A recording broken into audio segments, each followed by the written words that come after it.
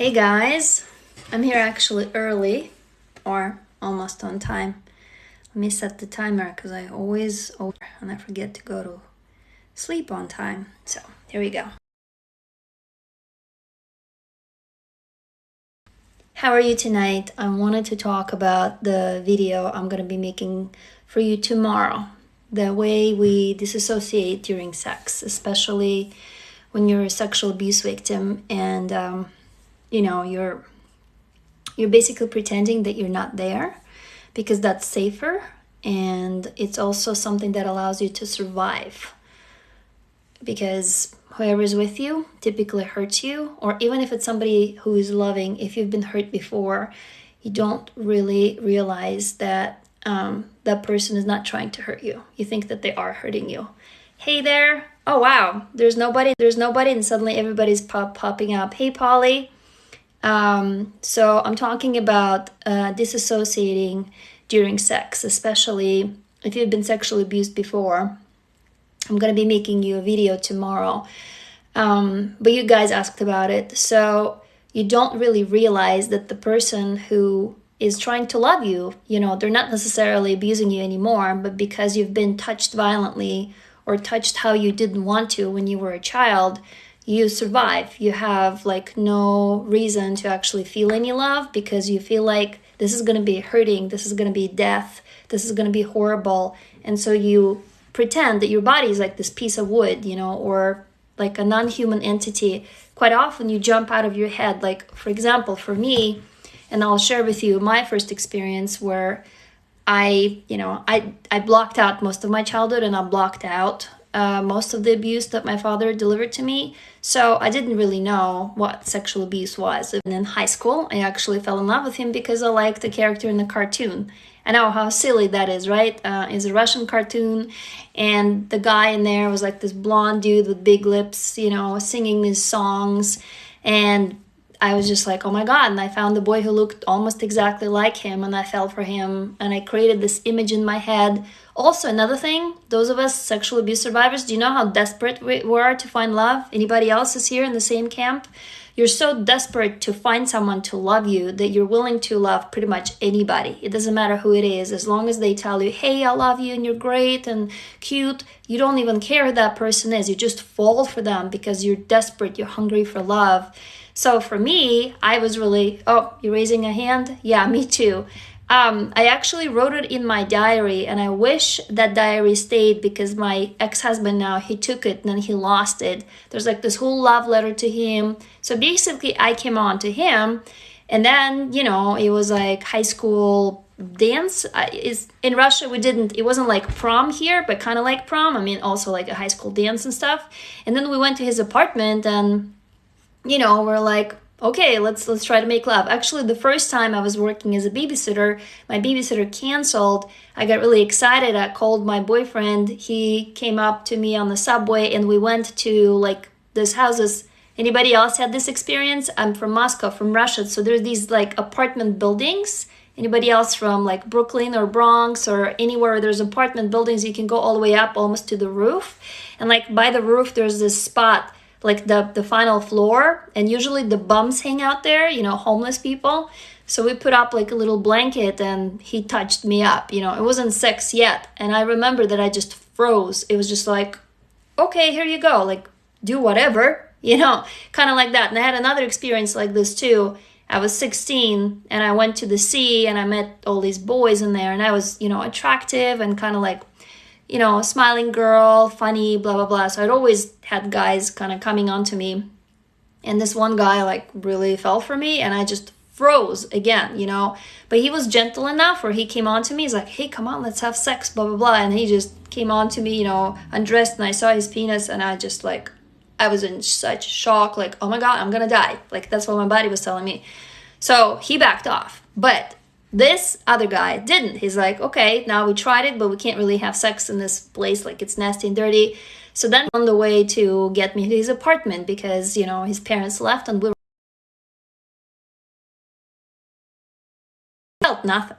And actually, because I've been violated before, and again, there was no blood, no pain, nothing.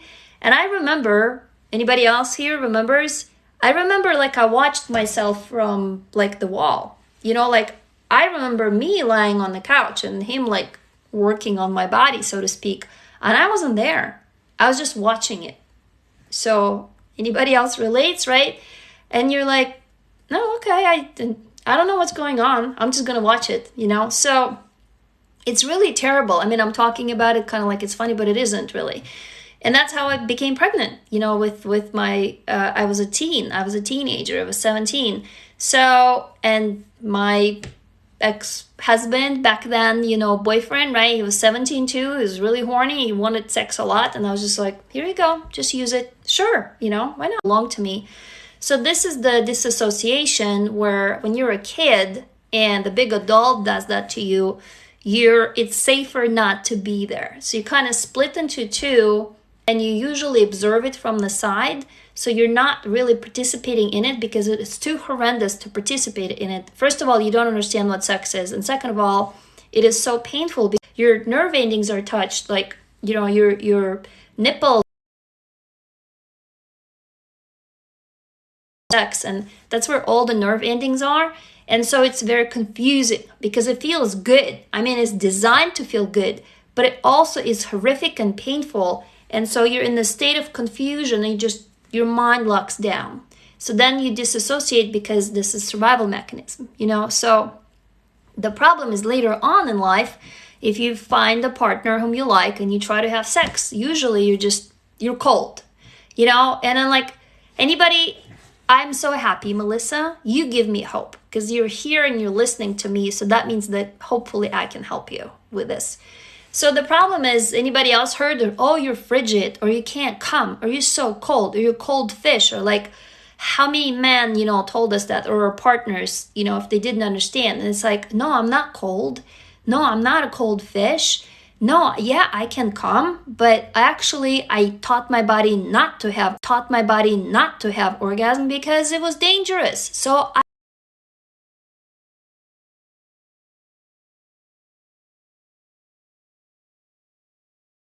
I wasn't sure I could catch you live.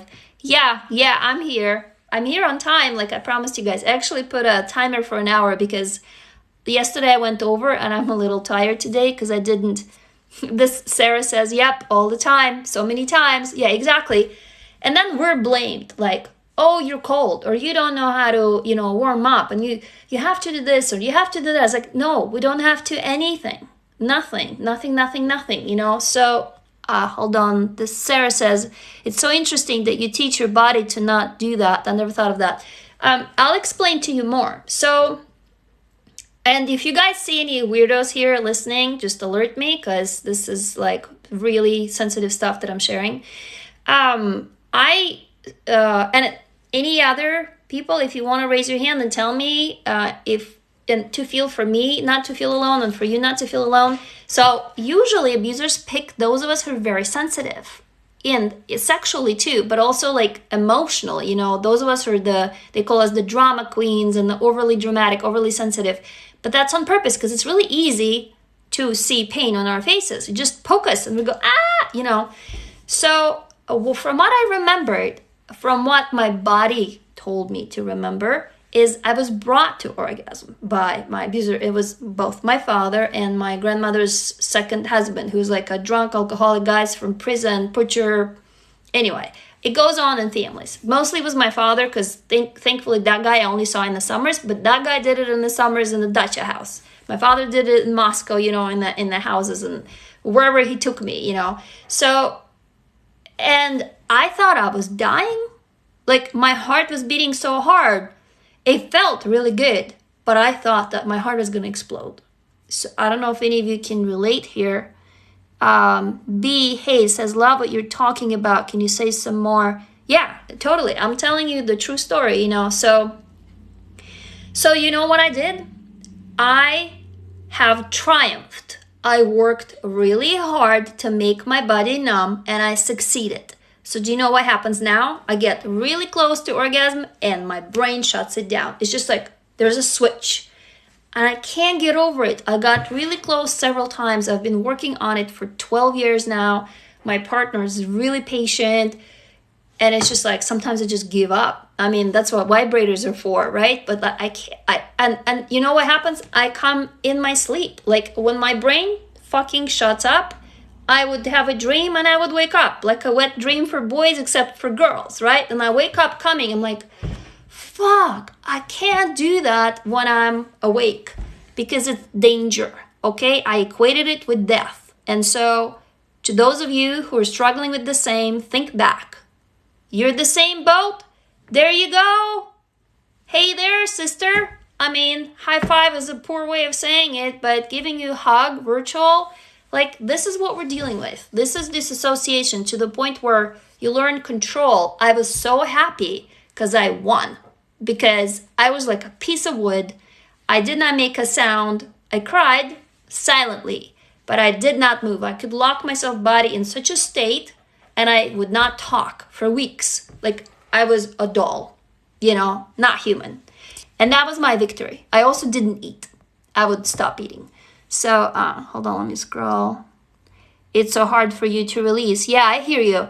So, this is the disassociation shit. I mean, again, I'm not a therapist. I'm not a doctor. I'm just a survivor. So I read a bunch of books and I taught myself all of this stuff.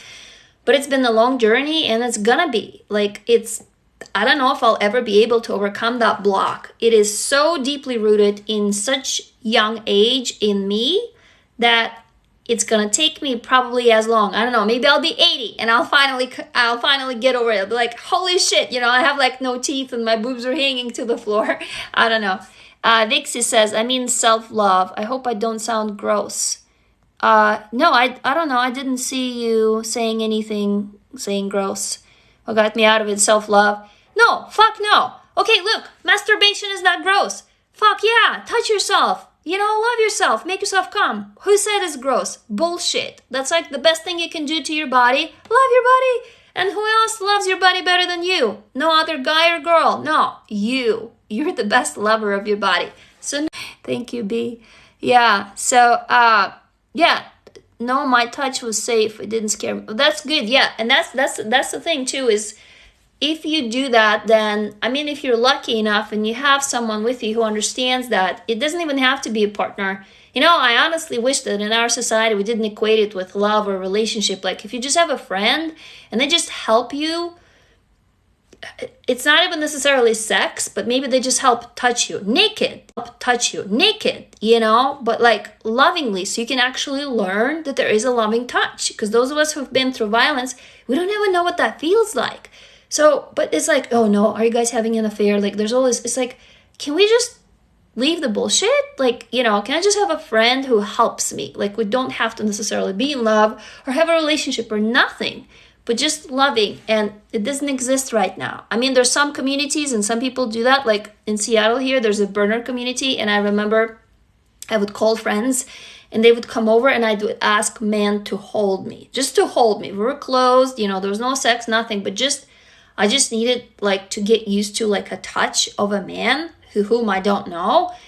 And it was very gentle. We'd just lay on the couch, he'd hold me, and then he would leave, you know? And I mean, that was lucky because I happened to know some people and some friends, but like, it's impossible otherwise, right? Hold on, there's been so much stuff here. Sarah said, I just told my boyfriend about your idea to write out your story with villain and hero. I can't wait to do it. Yes. And Sarah, come. I don't know if you're coming. Again, guys, I have a Zoom class this Saturday, every Saturday from 3:30 to 5 p.m. Pacific time. I did it last Saturday, and this Saturday, I'm going to be teaching you how to write out this shit into a story, how to get rid of it. This is what I do in my community, which I'm building right now, Emberville, and the link is in my bio. So that one is membership, and so you can join that if you'd like. You know, send me a direct message. I'll give you a discount for the first month, or if you want to try it, it's totally free, the Saturday class. So if you're up for it, Sarah, I mean, there's going to be other people. I don't know if that's going to be, you know, if you want to keep it more private or whatever, but try it. Melissa says, I used overeating as a coping mechanism to cope with abuse, and I still struggle with it on and off. Yeah, so as I posted in that video, which a bunch of people misunderstood, I actually found, I stopped fighting. Repeat that, you would love to join? Okay, be hazed. go, if you're on Instagram, go follow me there. Send me a direct message there. You can actually send me a direct message here too. It just sometimes I get tired, it gets lost. Like, it's easier for me for some reason to check it on Instagram because I see like a little number and I'm like, oh yeah, I have to go and check. Send me your name and your email and I will add you to the calendar on Zoom. Just tell me you're over 18 because I'm gonna do a separate Zoom for teens because, you know, this is like R-rated kind of stuff, over 18. So, okay, awesome. So about overeating and you know, like binging or fasting or not eating, I'm doing both. I stopped fighting it, you guys. So 23, right on. You're in, come in. We even had a 17-year-old kid, but he promised he was going to turn 18 in March before I kind of closed it off because it's, you know, it's a totally different territory, at least in US. So, okay, I was telling you something. Shoot, I was telling you something and I forgot. Somebody remind me. I just did this blink thing that I do, like the memory just went squirrel, you know. And it's part of it is talking about this hard stuff. And then my brain goes back into, I'm going to protect you. So I'm going to, thank you, overeating. Okay, so like today, all I ate was a bottle of goat kefir, like goat buttermilk. And I have some crisps, like dried liver, you know, and I ate one oyster. That's it. So like a whole week, Monday I eat nothing. I fast to just do water. So that reminds me how when I was hungry when I was a kid. And then Tuesday, Wednesday, Thursday, Friday, I do the goat kefir.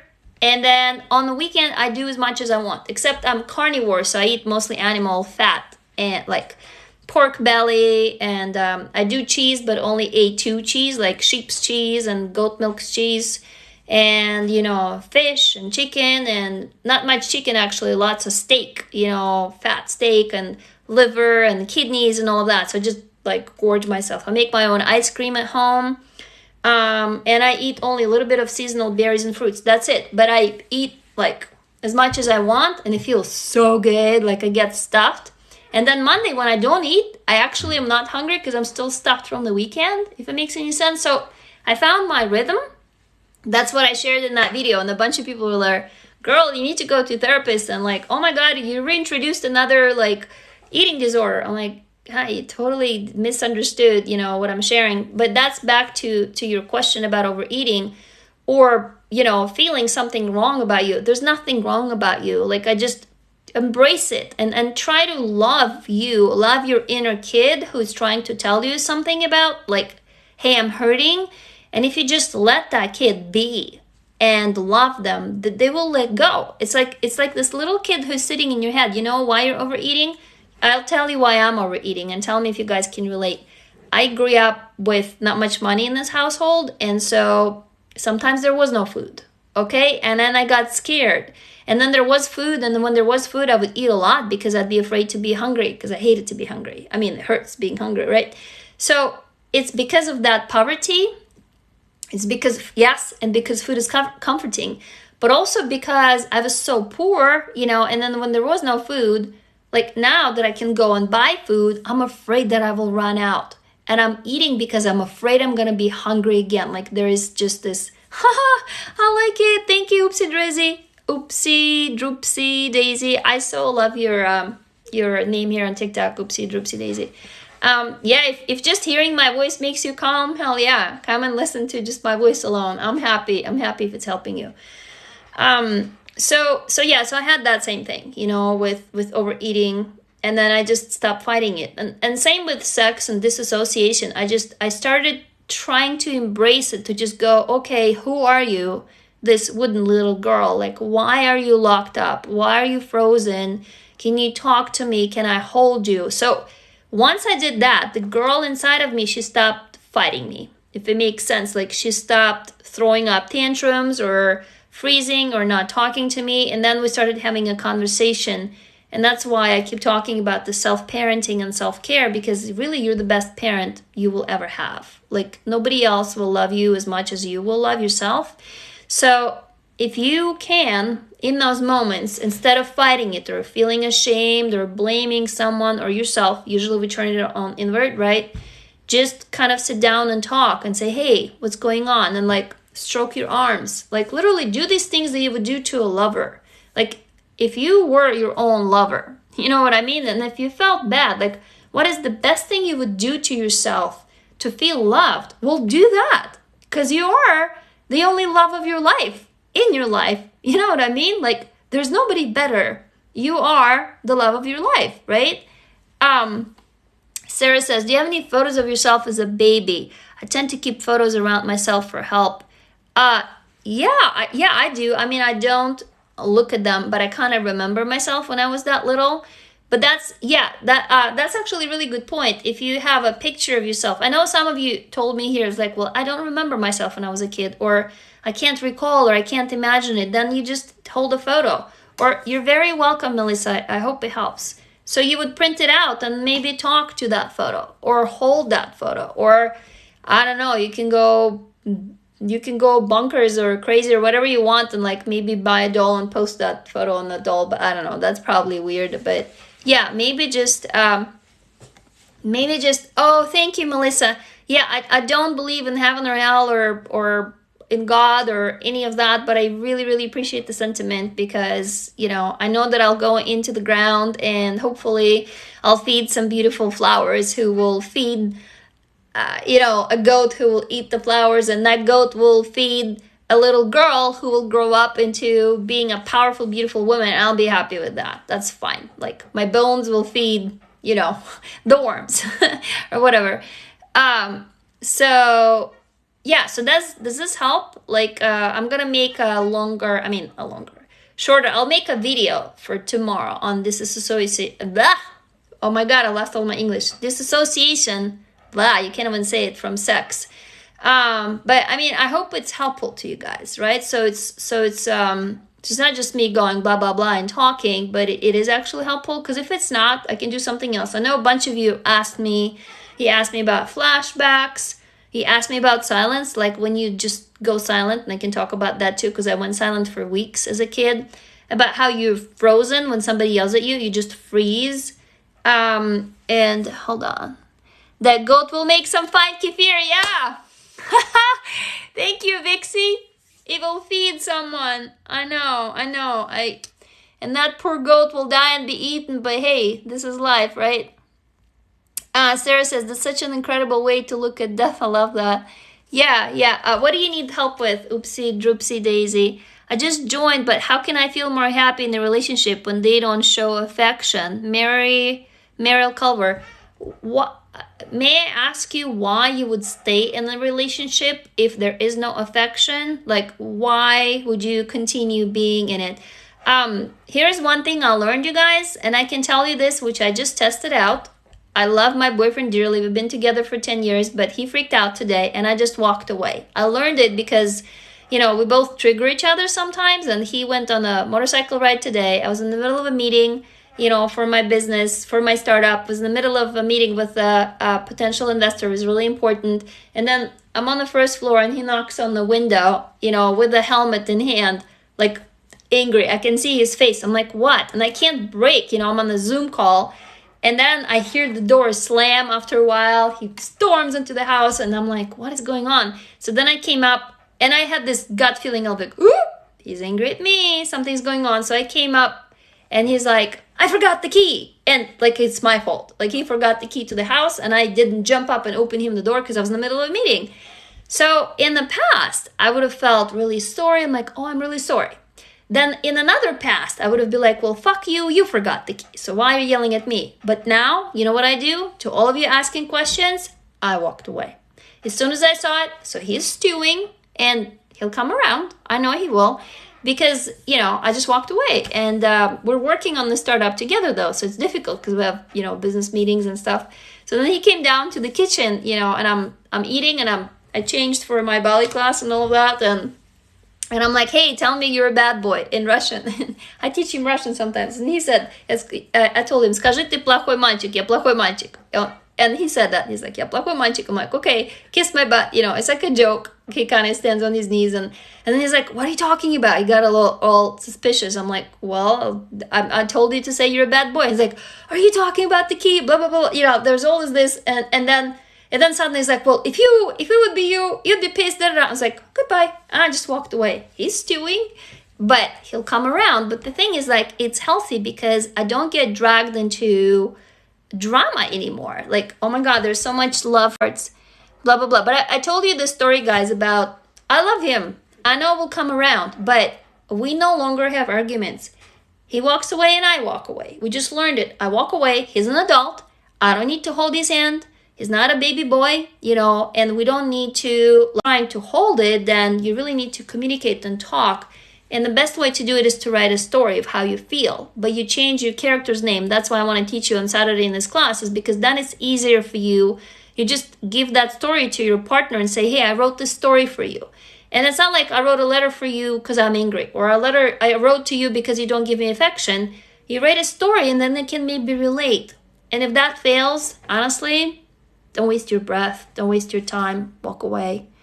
Hold on, let me... Okay, does that answer your question, Mary Carver? Hey, from Saudi Arabia, Hoshi.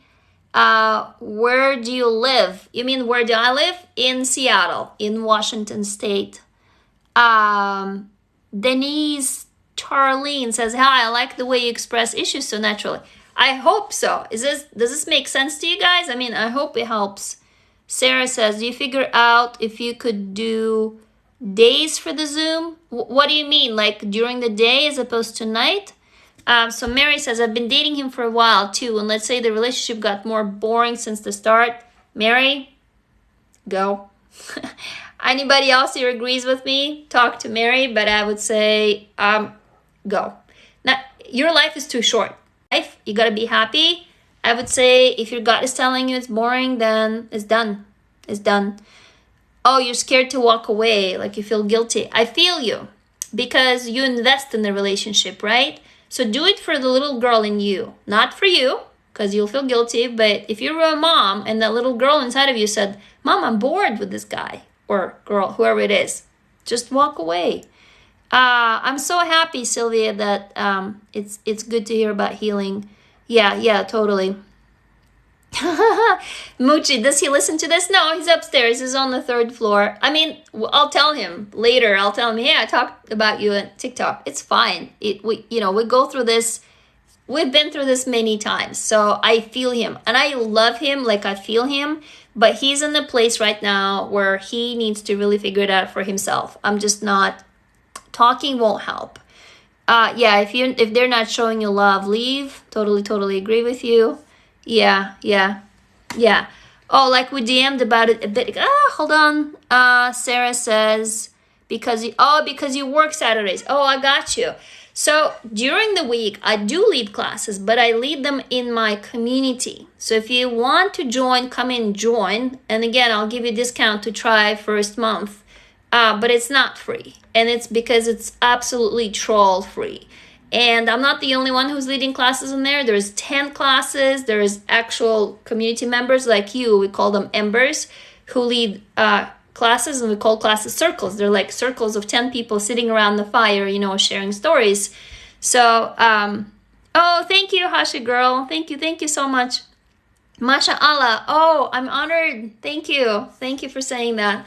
So, that's where I do it during the week. That's why I cannot do anything else during the week, because that's where I'm at. I mean, that is my full-time job, my startup right now. But that's why I'm doing it on Saturday for free, because that's when I'm not working.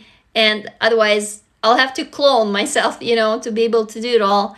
Paula, hey, your life always relates to things that are happening to me, always at the right time.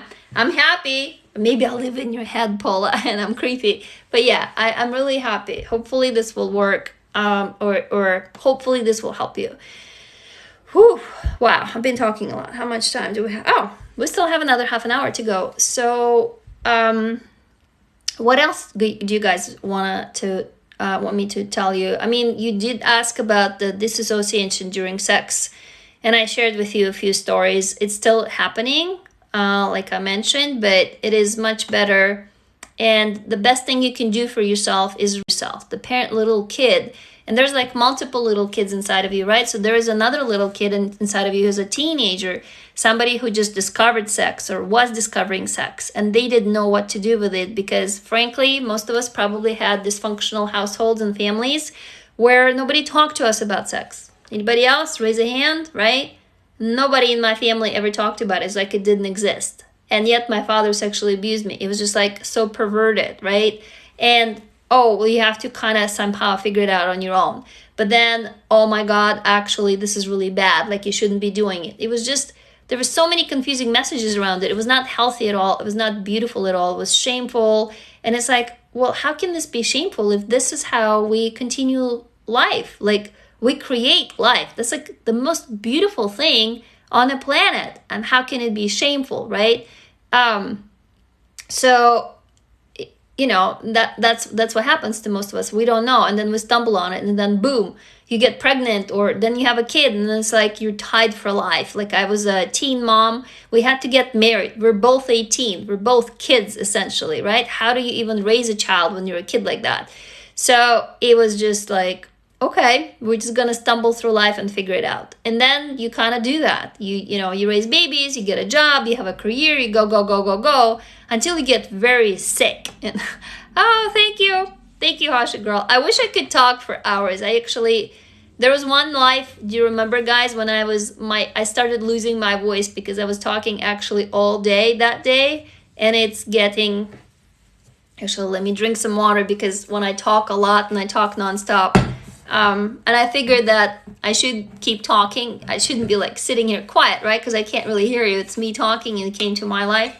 I do have a YouTube channel. I just haven't posted in there for months or years. I mean, you can go Google my name and I have a YouTube channel. I made a movie and another short movie, so it's on there. There's a bunch of really old videos on my YouTube channel of me dancing and blah, blah, blah. But what would I post on YouTube channel? I mean, I barely have time to sleep right now with my community that I'm building. Yeah, go check it out. I mean, the stuff in there is old though. So YouTube channel. I know you asked for YouTube channel, you asked for podcast.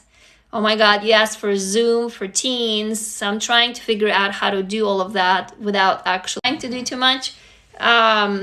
And for like a Zoom that's on the week. Yeah, unfortunately at the moment, the way my schedule is, I just simply can't make it happen. But I can continue coming live. And the best I can do, oh, you have your own TED Talk. Yeah, thank you, Paula. You're only like the 100th person who told me that. And I'm shitting my pants, to be honestly with you, because TED Talk is like, that's a big thing. But you have to talk. Like, I know for that people need to be nominated. So I don't know, maybe one day. It would be great to talk about it, to raise awareness of the price we pay, you know, especially childhood sexual abuse survivors. And especially, a video presenting Emberville. Oh, on YouTube? Oh my God, Vixie, that's a great idea. We're actually looking for interns to do our social media. And YouTubers, send me an email because we just don't have anybody right now. Have so much video that we have created, because every day we have 1 to 2 circles, each is 2 hours. We record it all. There's hours and hours and hours of content. There's stories that we produce. It's just like, being a startup is tough, right? You can't really pay anybody. Podcast channel. Hell yeah. I mean, if you know how to do it, come on. Join as an intern if you're able to be an intern, because we're not generating enough revenue to pay anybody yet, but we will get there.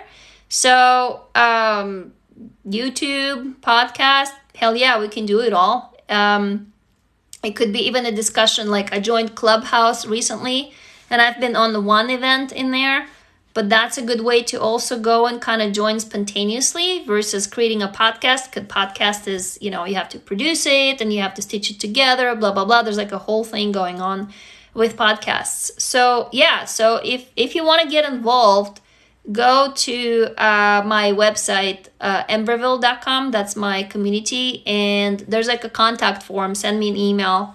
Or there's like also like a chat conversation. But totally, let's talk. Or follow me on Instagram. Send me a message there. We're only trying to change the world, you know? That's our mission. Our mission is to basically eradicate trauma, like to stop the suffering that we're suffering at the hands of each other, and to help us heal through storytelling.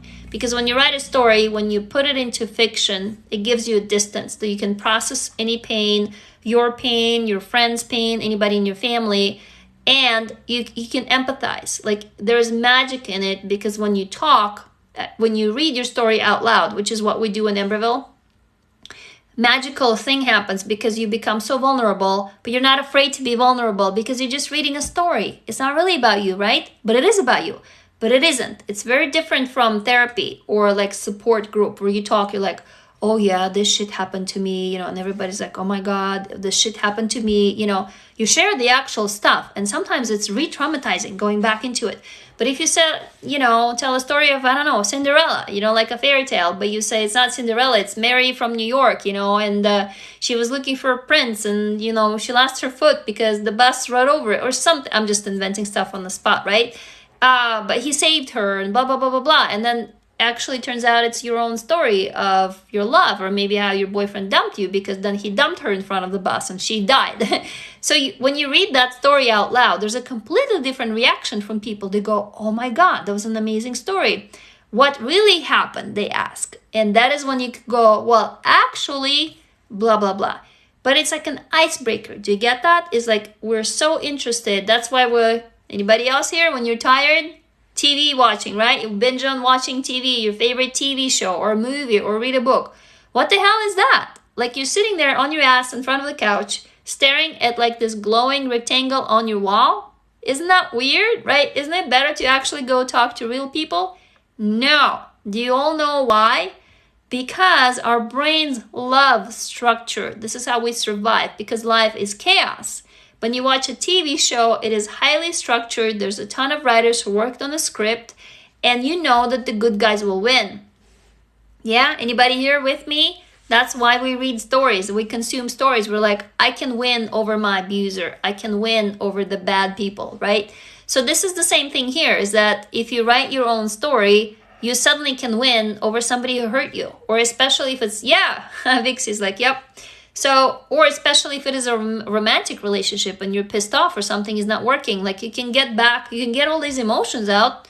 If you want to, you can cut off their head. You know, I don't know. If it's a guy, cut off his dick and make him eat it. Like, go nuts. Trust me, it feels so good. I've done it countless times in my books. I have my book sitting up here. I know a bunch of you asked for my book, so I have them in here just in case you want to see it. Yeah, storytelling is crucial for humans. Stories is how we process life. Oh, you just read a couple diaries entries. Yeah. Isn't that amazing? Oh, thank you, Insane GST. I wanted to tell you a story, guys, to illustrate my point. So here's why storytelling is integral to survival. Just imagine for a second, back before we were literate, before we were actually writing. Let's say you lived in a tribe, and let's say you were in the wild woods somewhere. And do you know how stories helped us survive? So an elder or somebody who knew the woods really well would tell a story to the village boys and just kids and say, hey, if you come across this kind of a flower and this kind of a berry, don't eat it, because if you eat it, you will die. You will actually foam at the mouth and your face will turn black and you will die. Now, these kids will pass on this story. Next time they come across this berry in the woods, they will know not to eat it. But if somebody did not hear that story in that tribe, some kid, they would eat it and they will die. That was our survival. Do you get that? Mythology, what do you think that was? It was survival. It was passed on through generations orally. So we knew where danger was, how to survive. Stories are integral to our survival. This is natural for us to process it this way. So basically, if you heard the story about the berries, you would get poisoned, right? But if you didn't hear the story, you were fucked. You would die. I talk so much I forgot to drink. So does it make sense? Do you follow now why storytelling is so important? Wow, how we migrated from disassociating while having sex to storytelling. But you see what I mean, right? So that's why it healed me. I wrote stories, and in my stories, I got back at all the people who hurt me. I told them all I thought about them, all my anger, everything. Has storytelling helped you become more authentic? Yeah, absolutely. My own writing showed me who I was. And it showed me the pretty parts and the ugly ones. And I was like, wow, I don't get this angry. I don't get this violent. And I was like, yep, I do. So I had to learn how to love myself. Anybody else has a problem here where you don't love yourself? You're like thinking, I hate you, I'm ugly, I'm stupid, I'm whatever, all these things. Well, writing is what will help you see who you really are. And then, fantastically, amazingly, you begin loving yourself. Even though you have all these thoughts, like it just switches. You go, wow, this is all me. And I love it all. So, hold on, let me see. Vixie says, acting has always been the way for humans to represent themselves. Yeah, represent. Yeah, absolutely. So that's why we create art, is because it helps us process life. Me too, Denise. Yeah, same shit. So like 30 to 50 people. Today I can see the numbers are hovering between 13, 15, 14. That's good. I mean, it's more intimate. So in general, if you feel absolutely crushed, alone, you're feeling like nobody's getting you, I always found books as my friends. Like they were, even when I was a kid, even when sexual abuse was happening to me, I reached out to books and I read books. How do I deal with childhood trauma? Well, dealing with it, meaning, first of all, are you willing to go there to uncover it? And then, oh yeah, no, I'm here still, Vixie. That is a big, big question. How do you deal with childhood trauma? First of all, you have to basically allow yourself to own it. Meaning, for example, it took me a long time to accept it, that I was sexually violated by my father. Left, right, and bottom, like every different way. Because I thought, there's no way this stuff happens. There's no way. Until I understood that it is so common that it wasn't even funny. I read like all the books and police reports and crime reports. And like I've read everything I could. I nerded out on it to understand like why does shit like this happen? Like why would a father do that to a daughter? Like that's sick. Oh, Paisley says, how do you start writing again? That's a really good question. So here's how you start. And actually, if you want to, you can guys write right now a little bit. Let's see how much time we have. We have another 20 minutes left. If you want to, that's what we do in Amberville in our circles. We write for 20 minutes because you only need about 20 minutes. So any of you here, raise your hand. Go grab, like a pad and pen. Come back and let's do it if you want. So basically, you would write out the worst thing that bothers you right now, like the most painful memory you have, or like the worst nightmare you've seen, or the biggest grudge you have, the argument you had now. So the way you start is you change your name. Okay, it cannot be your name, right? So for example, I just saw Nate just joined. Okay, so I'll just use your name. So let's say it's Nate or it's Sarah, right? If it's Nate, you can't say Nate. It'll have to be Max. Change the name. Or if it's Sarah, it cannot be Sarah. It has to be Meredith or something. And then you write in third person, okay? So it's not like, I woke up and my mom yelled at me. You would write, Meredith woke up in her bed and her mother walked in and yelled at her. Do you follow? Okay, in third person. You remind me of an older Amy Adams. Thank you. I'm honored actually to be reminded. So, and then you write everything that happened, but you exaggerate. So you write the actual events, but you can go crazy. Like you can actually talk back. Let's say your mom yelled at you and you froze, because when you're being yelled at, you freeze. Anybody else here? I freeze when I'm yelled at. I'm one of those people, I can't argue. I don't know how to yell back. Like I just freeze. But in your story, you don't have to freeze. You can say, Mom, shut up, get out of my room or something that you always wanted to say, but you put it in your character's voice, right? And so you write it out just like a little scene in the movie. Just pretend that you're writing a little TV show, mini scene, like a TV show. Any of you watch TV shows, right? And then, like before camera switches, whatever you see in the camera between two characters, that's a scene. Okay, it's really short. Hey, Jordan. So you would write out that scene, and then at the end it the way you want it to end. So if somebody yelled at you and slammed the door in your face, I don't know, smash their face back. But again, change their name. That's your villain. So do you follow? This is the hero, and that's the villain. If you're writing it right now, send it to me later when it's done. Either take a picture of your story and you can email me through my company's website, Embryville, or just, copy paste text, send it as a direct message here or on Instagram. Go follow me on Instagram and send me direct message there because it's easier for me to see it in there. So just go ahead and do that. Write it right now. You only need about 20 minutes. You would probably drop out of life so you can concentrate so it's quiet. And see if you find relief, because usually after that, what we do in Embryville is we would read it out loud after we write it. And it's this community of other people hearing your story that is put into art. That's where the magic happens. But even just being able to write your story and sharing it, and I promise I won't show it to anybody. I'm a grave, don't worry. But if you just write me your story and see if that can relieve you, it's a very powerful technique. And I call it daily mental health exercise. We're actually not doing that. You know how we all know, like, hey, exercise your body, like get off your butt and step away from TV, right? So you can move. But nobody talks about how to exercise your mental health. I don't mean brain. I don't mean like studying math or reading books or educating yourself. Oh, you're excited, Sarah? Right on. Yeah, go ahead and do that. Okay? Who is doing it? Can you tell me who is doing it? I'm going to keep you responsible. Send it to me. Send me your story. Okay? It's Embryville. Yeah, it's the first one. And if you go to my bio, the link to the website is in my bio. So if you want to join community, it's $15 a month. But if you want to join classes, it's $67 a month. But I'll give you a discount so you can try the first month for $15. Just make sure that you send me a message and say, hey, I was on your TikTok live. Can you give me a discount? It's just for you guys to try it. Try the first month.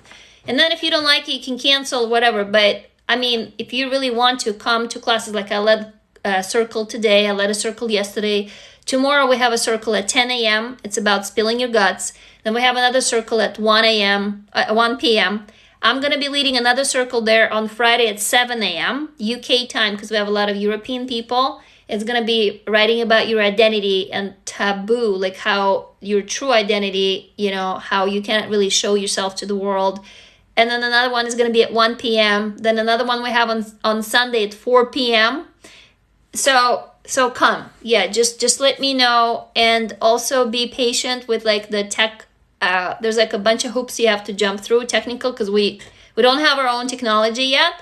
So we're operating on Microsoft Teams as our hub. I will ask you to create an account, blah, blah, blah, blah, blah. If any problem arises, just email me and I'll help you fix it. But hold on, I've been talking a lot. You'll do it. Yay, Coco. Yes, absolutely. Thank you, Paisley, for asking. Denise says, can you help publish stories? Yes, we will help you guys publish the stories. That's the whole idea, is that once you've written it, we're gonna help you. We're not gonna give you an ISBN, we're not gonna compete with Amazon or any other publishers, but we'll help you create a beautiful ebook that you can then go and publish yourself if you want, but you can just send it to family, friends, or, it will be like an ebook, right? A beautiful file.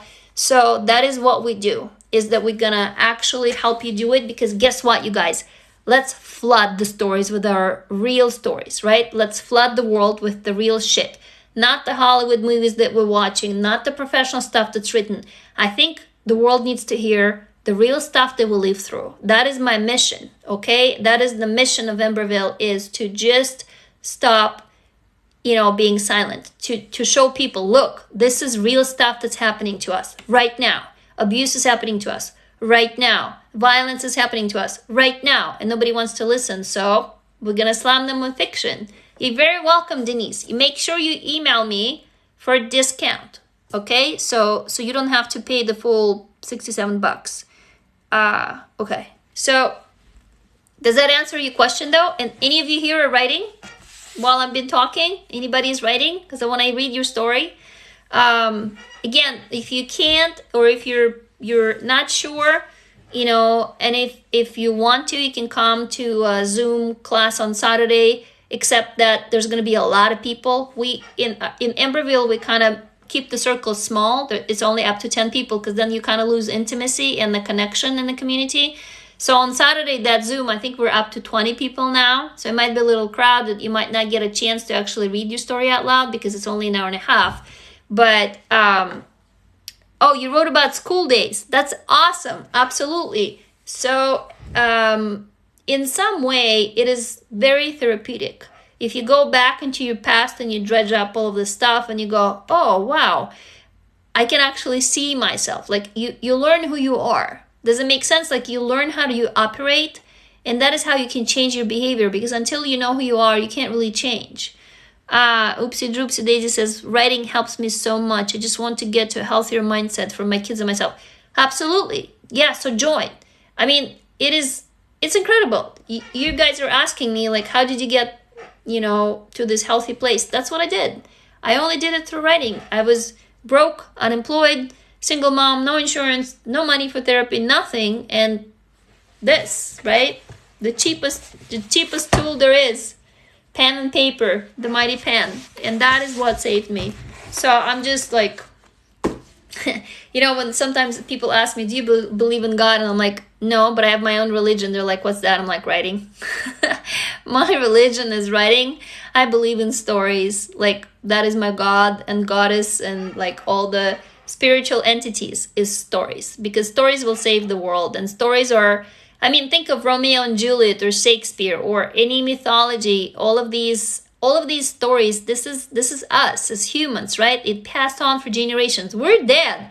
The people who wrote that stuff are dead. The people who talked about the stuff are dead, but the stories live on. So like the books that I've written, hold on. This was my first trilogy about suicide. And I wrote this, I didn't know what the fuck I was doing. It was not even my first language. Actually, my daughter illustrated. So like in Harry Potter, there is let me show you. There's like an illustration in front of every chapter. She did that. And this book is dedicated to her. So I wrote about teenage suicide. And I had agents interested in publishing me. And then when they found out that it was about teenage suicide, they were like, oh no, we can't sell that. Right? So that's what happens to real stories. Now the publishing industry is better. There is actually stuff about suicide and they talk about it, but most of the time we're censored. The stuff is shut down, and that's why I'm creating Emberville, is because fuck that shit.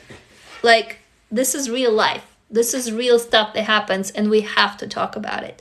And I feel like if we do flood the world with our stories, the world will wake up, right? People will actually start paying attention, and we can all heal ourselves if we just listen to each other's stories.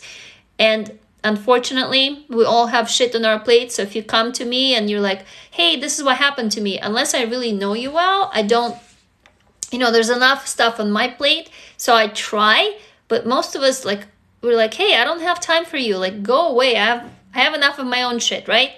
But we all care for Harry Potter. Or I know, those of you who read, it's like, well, that's bizarre. Like, that person doesn't even exist. He's not real, right? Why? Why do you care? Or you watch some TV show and you're like, oh my God, what happens tomorrow to them? Oh my God, you can't wait for the next episode. But you don't care for, your friend going through abuse or being in an abusive relationship because it's not that interesting. It's boring. Frankly, this is like the boring side of life, right? So as crass as this sounds, this is how we are violent to one another. And my hope is that through fiction, we can actually be more empathetic. Like there's going to be more kindness and more empathy, and we can feel exactly what it feels like to go through terrible shit like sexual abuse, especially when you're a kid, verbal abuse, physical abuse, living in a toxic relationship, having parents who are, narcissistic, or parents who are using you to be their parent. It's just like bullying in school, suffering in the workplace, and then suffering from all kinds of pains. It's just, we don't talk about it, right? And then we all act like, oh, look at me, I'm successful. I have a car and a house. Yeah, I'm in debt, but nobody knows that because I buy nice clothes. Yeah, I'm up to my ears in credit card debt, but I'm not going to tell anybody. I'm going to keep acting. And then that person crashes and you go, what happened? You find out they're depressed, or they got on drugs or alcohol or whatever. Or, worst case scenario, they nuke themselves. I've been this close. I got really close to suicide because it was just like, okay, life had no more meaning, you know? So that, I think I've been talking a lot of me. I feel like I want to hear you guys talk, but I can't really hear you here. So instead of hearing you type up stuff, I'll be, what are we on time? I have another like 5 minutes or so before I'm gonna wrap it up so I can actually go to bed on time, not like yesterday. You're very welcome, Paisley, and please send me your story or come join my community and let's grow together and let's shake up the world. Pretty much, let's just write our way to wellness. This is our slogan for my community: write your way to wellness, and we call it social storytelling. Like social media as a term was born, right? Social media, we're like, what the hell is social media? So we're kind of toying with this term of social storytelling. Like a social storytelling is something that's healing for us. It's not talking, it is storytelling, right? It's sharing stories. I'm so happy, oopsie droopsie daisy. I'm so happy. Keep talking, honey. I like it. Okay. Yeah, absolutely. I mean, if it helps you guys, maybe that's what I should do on lives. Like, does it help you when I share personal stories? Because sometimes I'm trying to be so helpful that I actually forget that I can just share. And maybe that's the most helpful of like stuff that happens in my life and how I overcame it or overcoming it or how I deal with it, because I've dealt with a lot. And maybe that, okay, yes, I got a big yes. So for tomorrow, I'm going to make a video on disassociating during sex. Is everybody on board? Is it going to help people? Because I got a bunch of direct messages from you and we talked about it, and I'm putting a list here. So I also have, he asked me to talk about flashbacks, how to deal with them. Also about silence, how you go silent. Anybody else here? I could go silent for weeks. I could like literally not talk for weeks as a kid. Freezing when you're being yelled at. So I got 4. If you have any more ideas, tell me now. Hanin says, do you have a Clubhouse account? Yes, I am. You can go follow me there. You can find me and send me a message. Tell me that you're from TikTok. It's the same. I have the same name in there, Ksenia Anske. So, and like I said before, we're looking for interns because, social media is such a sprawling giant. So if any of you are in the place or you're looking for something, because we always talk about it, like everybody's like, well, I want to run away, or like, I want to get a job or something. Well, I'm creating a company where we're going to be creating a job or jobs, so we need help. Like you can see our other, Visit Emberville. If any of you go right now on TikTok to Visit Emberville, that's also me. It's an account for my startup for Emberville. And you can see that I skipped 2 days because I was too tired. I was like, shit. When I do a video in there, I don't do the subtitling because I do it really fast in the morning or in the evening. I don't have enough time to do 2 videos, both for this account and the other account. So it's like, oh my God, I need a clone. I need my clone. I need someone to help with all the social media posting. Because if I did, I can be on Clubhouse, on the podcast, on YouTube, and everywhere. I can talk to you all day long. Thank you very much for your question and for your suggestion, Hanin. So any of you who just joined now, we're actually wrapping up. I think my watch is going to bug me here soon in about a minute. So yay or nay? The video for tomorrow on disassociating during sex, because this is something that I know very intimately. Oh, Clubhouse helped you? Right on. Totally. Well, Hanin, send me your resume, or whatever you have, work experience, whatever. Send me an email through Emberville. Go on emberville.com, find the contact form, and send me an email. Okay. Free meditations. Totally. Oh, totally. Yeah, awesome, Vixie. Okay. So I can't talk. Disassociating during sex. Yeah, like turning into wood during sex. Hi, Asia McCoy. Yeah, you're coming in late. We're wrapping up actually. Yeah, totally. So talk to me. Specifically, what about disassociating during sex? Just flood me with sentences, like, and I'll kind of think about this too. Yep, see, my timer goes off. Like, I gotta wrap up. So tell me specifically what would be helpful. What is it that you're struggling with? I don't know. I'll do either how to overcome it, like, or why it's happening, or I'll come up with something of my own. But if you give me any hints right now that it could be more helpful to you, so tell me what specifically you're looking for in the video that could be helpful, because I think from TikTok you can like download the videos and watch them later, blah blah blah. So I want to make it so that it actually helps you, and maybe later you can save it for yourself and watch it again. I know when I was going through my shit, I wish TikTok existed back then, right? But it didn't. That was like 12 years ago when I began my healing journey. So I don't see many comments. Come on, guys, flood me, because I'm gonna wrap it up. My eyes are beginning to close. My body like really loves my routine. So once it hits 10 p.m., I'm just like, you know, I have to go to sleep. The guilt. Okay, tell me more. What do you mean, can I follow you, Asia M. Koi? You mean here on TikTok or what? Paisley, the guilt. What guilt you mean? You mean guilt as it relates to disassociating from sex? Oh, the embarrassment. Right, the embarrassment. I got you. Embarrassment. I'm just writing it down, you guys. So just keep shouting, okay? Because I'm going to be making a video tomorrow on disassociating during sex. If you've been through sexual abuse, and I have been through that. Okay, yeah, on TikTok. Well, yeah, I mean, yeah, you can follow me on TikTok. Why are you asking? I just leave myself and I can't focus. Right, you leave your body. Same here. Yeah, you're just like, you're observing your body like it's somebody else, or like it's something else, right? Leave my body. Come on, guys, talk, because I gotta wrap up. My eyes are beginning to close. Or, I mean, if you're not feeling up to it, I'll come up with something that's useful. In any case, I'll try to come on live tomorrow in the morning again from 9 to 9:30. Hey, Botanical Booty. Hey. We're wrapping up already. If you want to come tomorrow again, I'm doing live every night from about 9 to 10 p.m. Pacific time. The blackout of not remembering. Oh, yeah.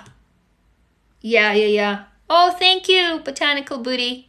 I really love your little cartoon in there. So hold on, let me scroll down. What is it that you say? Leave myself, can't focus. Blackout. Okay, hold on. I'm writing it all down. Blackout. So you black out during sex, right? And you can't. How can we differentiate men during dating? I want to love, but also want to be safe. Okay, yeah. Man, how to pick someone safe. Someone safe. Oh, I have stories to tell you guys, because I was married for 15 years and then I divorced and I was in the dating world, and oh my god, I met so many weirdos. Gee, I was gonna write a whole book because I have so many crazy stories. I'm afraid I'll never feel safe. I got you. Yeah, you will. By the way, Vixie, you will, because I thought the same way. Yeah, talk to each other. Vixie, Oopsie Droopsie Daisy, you guys, if you connect with one another, you know, and you can support each other, please do that. That's the whole idea here, right? So we're creating a community where it's safe and we can actually talk about it, and you don't have to be silent anymore. So, okay, I think I got enough. We are a little thin today. I don't know what it is, if it's just like it's a Wednesday night, middle of the night or whatever. I'm gonna go and drink my goat kefir, my last glass. How to cope while still surrounded by the person. Okay, write more to me, Botanical Booty, send me direct message, cope, heal, because tomorrow video I'm gonna make on disassociating during sex, which is really familiar. Oh, пожалуйста, Pasha. Спасибо. Cope, heal. Yeah, I mean, if I missed anything, again, send me direct message. You guys, if I don't answer right away, it's just because I'm overwhelmed with work and messages sometimes. Don't worry about it, I will. Or if I don't answer again, bye, see you tomorrow. So if I don't answer, I'll try. So like, if I don't answer for some reason again, just send me a message again, like keep pinging me, because it's sometimes gets overwhelming and I just can't, you know, I'm working a lot and I just don't have enough time, but I'm there. It doesn't mean I'm ignoring you, okay? So I love you all. Thank you so much for being here and not like watching your favorite TV show or something. But watch for the video tomorrow. I'm going to try to get online live at 9:30, from 9 to 9:30 a.m. But I'll be here again tonight. I appreciate you, Botanical Booty. Thank you so much. It's a pleasure to meet you. I really love your little green alien as your picture. So, love yourself. Hug your inner child tonight. Say, I love you. And I say good night. So, I love you all. Okay? Good night. Bye.